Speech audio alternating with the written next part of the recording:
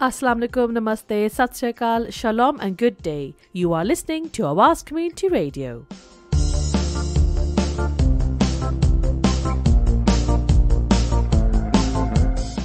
And today on the radio we have a volunteer who's going to be talking all about his travelling experiences in Australia and Vietnam. That sounds fascinating. Now, if you'd like to get in touch with us, it's 839-9817. That's calling us the good old-fashioned way. If you want to get on the social media, we're there too.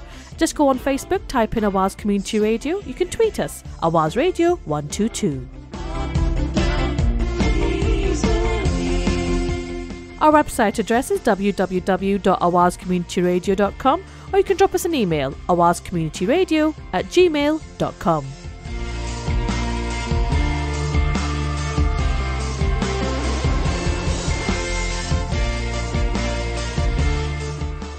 Thank you for listening to Awaz Community Radio. Your host is Saira for today, and here in the studio we have Paul Gregson. Hi Paul. How you going, Zara?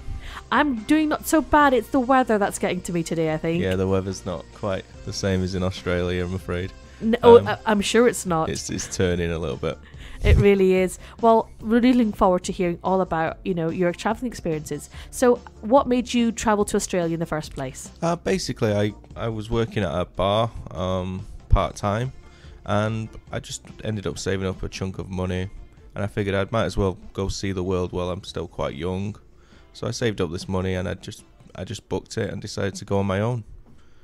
It was quite daunting, thing to do at the first, but once I got over there, it was pretty easy. I got along with people, and you meet people quite easily over there, because everyone's in the same boat as you, basically.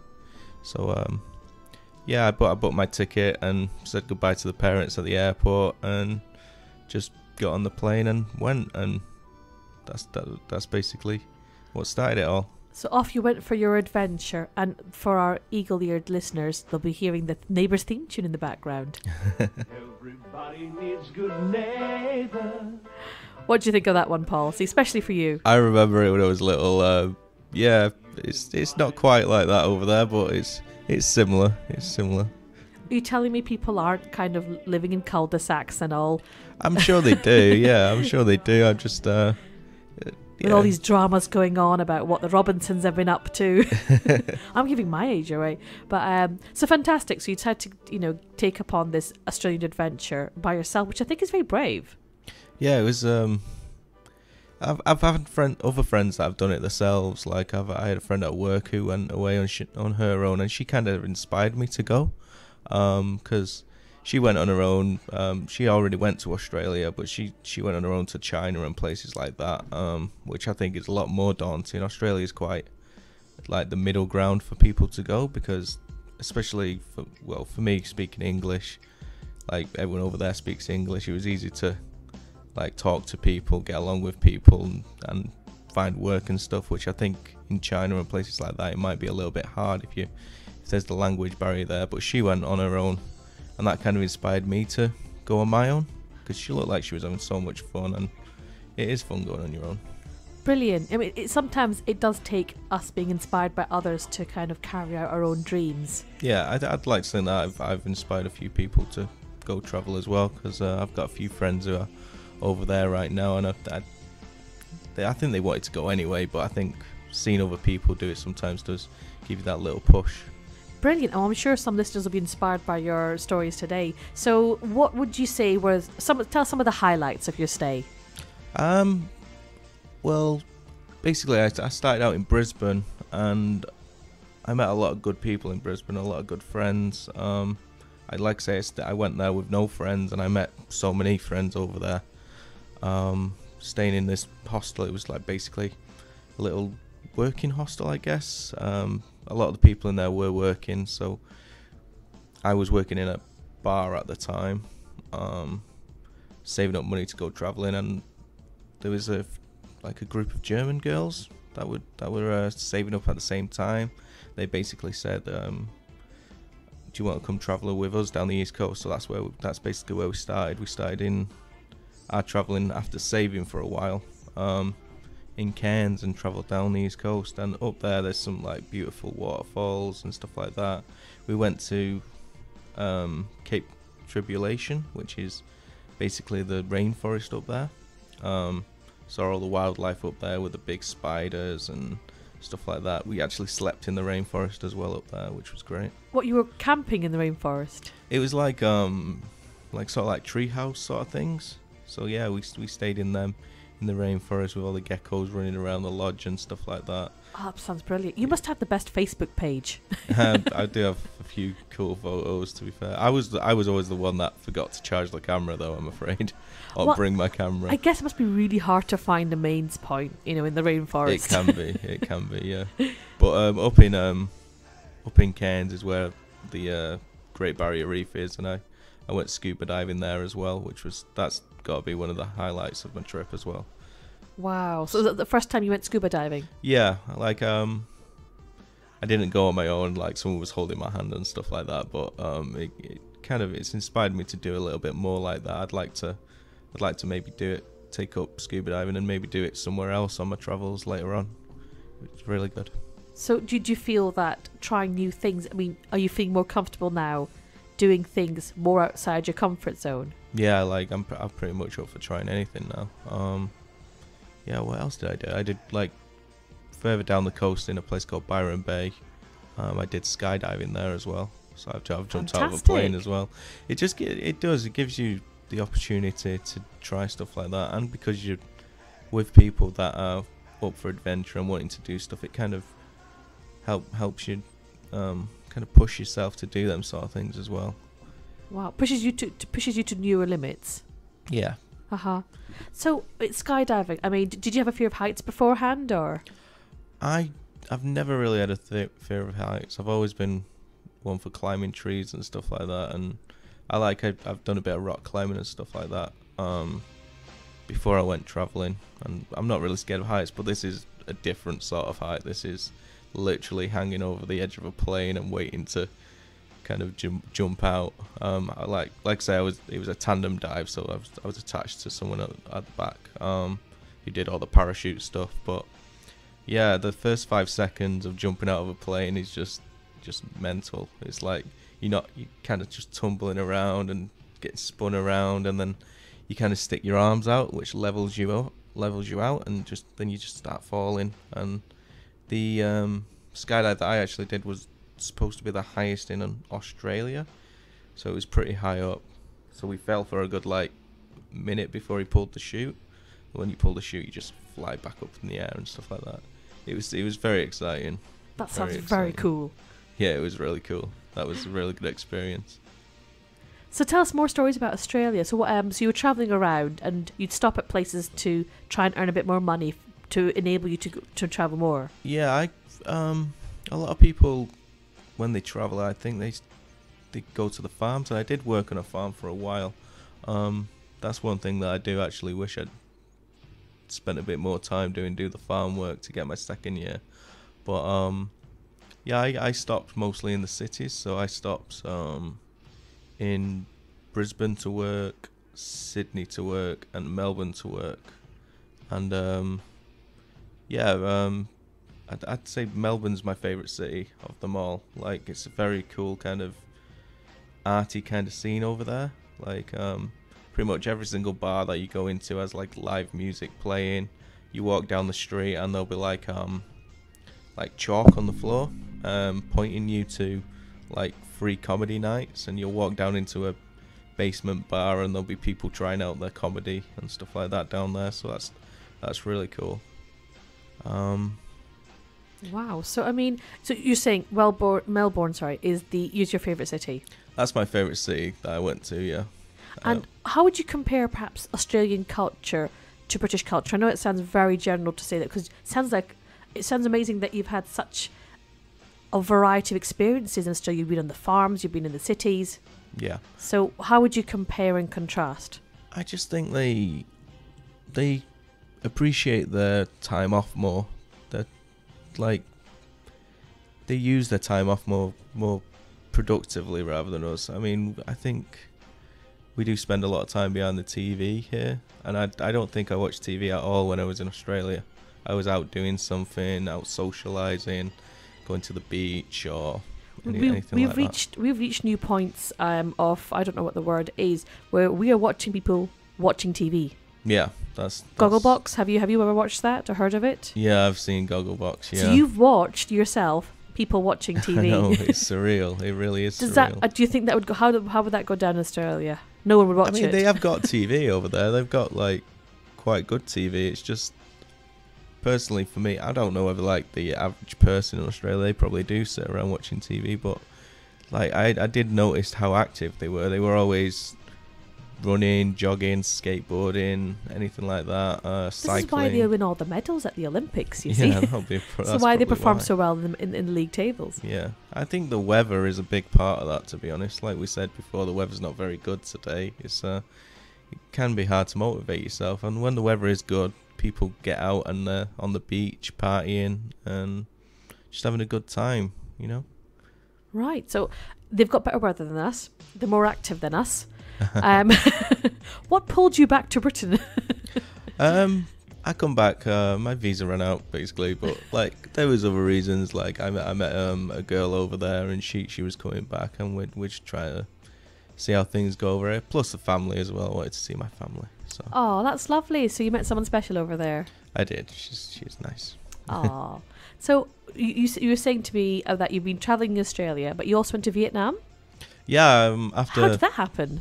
Basically, I was working in Melbourne. My visa ran out, and I had a chunk of money left over. It's not really advised to go to Vietnam like just on a whim, because you do need like injections and stuff like that. I did get my injections, and they are advised to have, because like you can get bad diseases over there. They've not got the same sanitation sort of thing over there. But please note that disclaimer, listeners. Yeah, that's just a disclaimer there. But I did like that I did it on kind of a whim, kind of just spontaneously. I had a bit of money, I bought my tickets to Vietnam, and it's so cheap over there. Like eating's very cheap, and drinking and stuff like that. It's very, all the tours were cheap to go on. So in a way, I do feel like I was only there for 2 weeks, but I saw quite a lot of Vietnam and did quite a lot in the short space of time because of how cheap it was. Like one trip that we did, we hired motorbikes and we rode from Hue to Hoi An on the motorbikes. Me and this guy. Basically, this guy, I met him in the airport, and he actually looks like my best friend from back home. So like we went to go get some money out of the cash machine to pay for our visa, and we instantly like hit it off. So I ended up traveling with this random Canadian guy that I'd literally just met in the airport. And yeah, we hired bikes and did like the motorbike thing over there, drove down through the mountains and by the beach, and stopped off at the beach, stopped off for food and stuff like that. We were even driving through monsoons, like really hot sun, like my knuckles, because you kind of always on the accelerator on the bikes, that was the only bit that seemed to burn on me. I had like red patches on my hands, but it was just so much fun. It's one of them experiences that I'll treasure forever. That was really good. Wow. And are you still in touch with your Canadian friend? I am. Like I was, because he had one of them really fancy cameras, so I've been mithering him to send me all them photos, because he took like something like 1,000 photos while we were over there. Could you still not find somewhere to charge a camera? Yeah, I was terrible. I'm terrible. Like we went to Halong Bay, and it's really beautiful. All these like beautiful cliff kind of islands out there, and yep, didn't charge my camera, did I? So didn't get. I got a few photos, but it ran out. But I'm glad that he sent me the photos. Like that's the great thing about the internet as well. I guess it's much easier to keep in touch with. So, I mean, that's a special bond you share with them, a special time you shared. Yeah. So you can keep in touch. Well, yeah, these people that I've met while I've been traveling, like I'll be friends with them forever, hopefully. And like anytime that I met a group of girls from Germany, I'm hopefully going over to Germany to go see them soon. So it gives you an excuse to go see these places that you would have never seen before, because you've met these people from these places.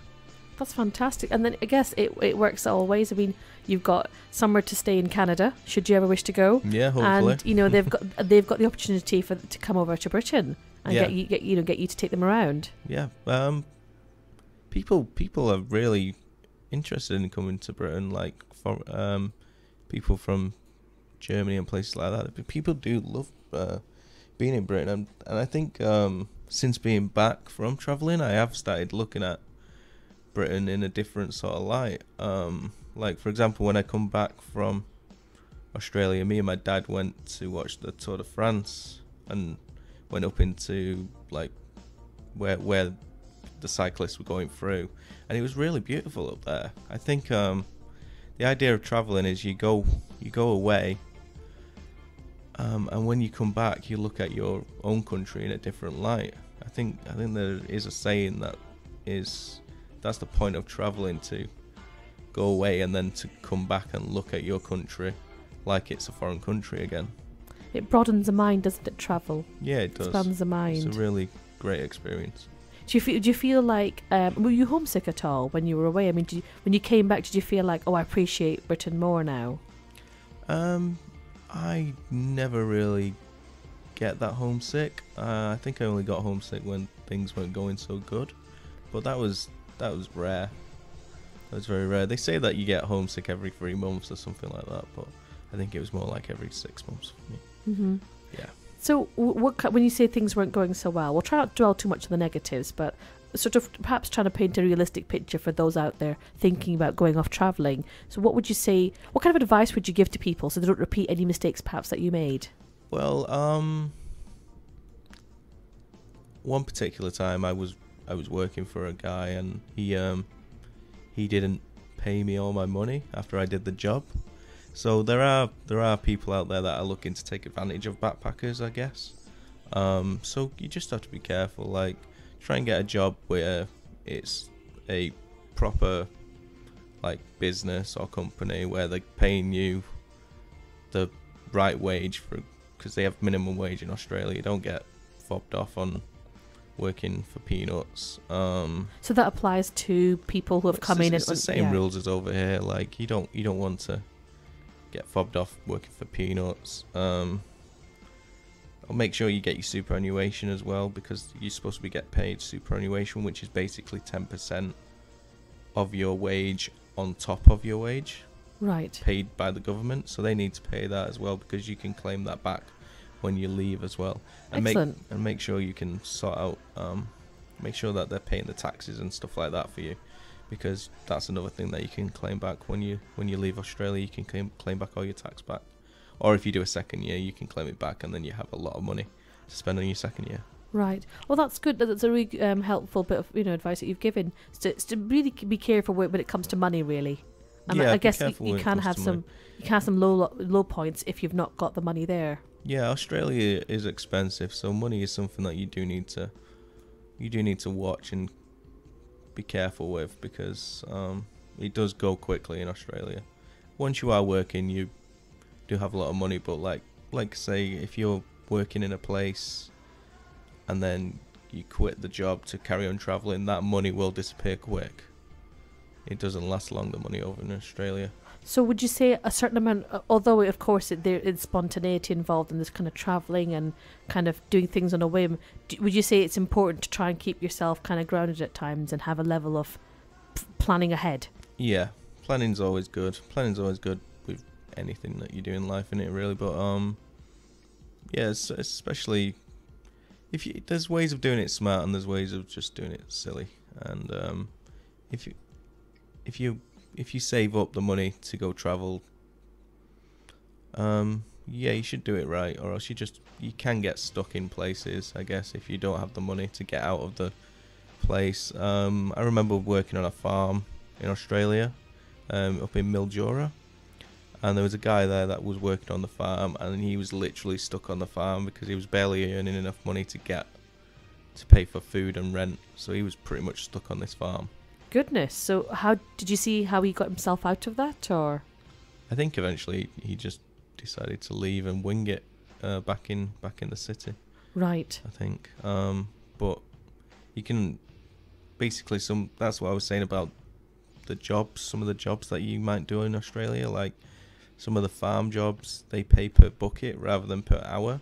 So you'll be picking all day for $40, which you probably have to do like 7 days a week at $40 to even pay for your rent. So you can get stuck on them farms sometimes, which is Right. bad. So, where else do you think it's important to get good advice from? Is it important, do you think, perhaps to check with a local embassy or something? Where were you able to get information from? I think you get a lot of information from your fellow backpackers, fellow travellers. Like I got a lot of the jobs that I picked up through other people that I've been like travelling with. I mean, I've helped some people out with jobs as well. Like when I left my job at a bar in Brisbane, I passed it on to a French guy, a friend of mine, and he worked there as well up until Christmas. So like, just help each other out basically. That's great. So, how about when you were in Vietnam? I mean, I guess you have different obstacles there, different challenges. Yeah. Was language much of an issue in Vietnam? Is English widely spoken? I think it's becoming more touristy there, so like English is becoming a little bit more spoken, especially in the main cities and in all the hostels. They all speak English.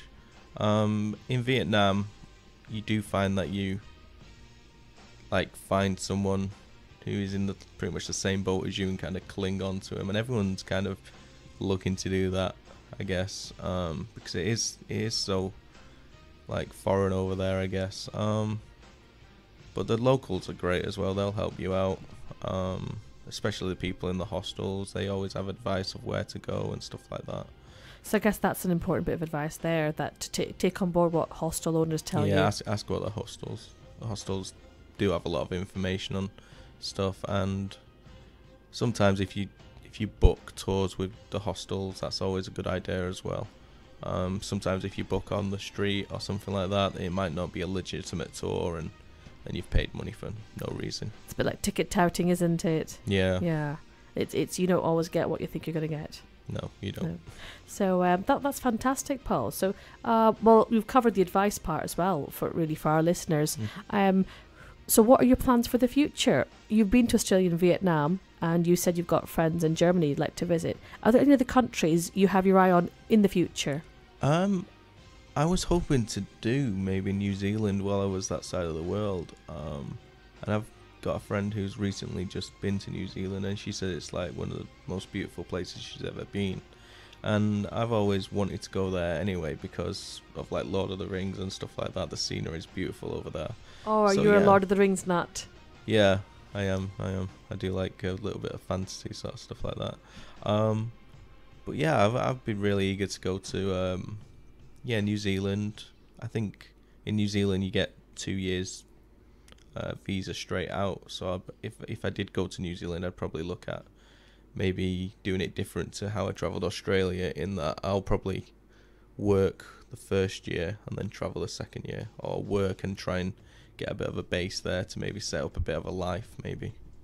Fantastic. So you are already reflecting back on your experiences and learning from them, Mm-hmm. and perhaps trying to find ways to make your next travelling experience better. Yeah, I think the travel bug is something that does get into you, and you learn, and you know what you're going to do next time, and you're already planning your next trip, even though you're so like wrapped up in your life at the moment, you're still thinking like, I still would like to go there eventually.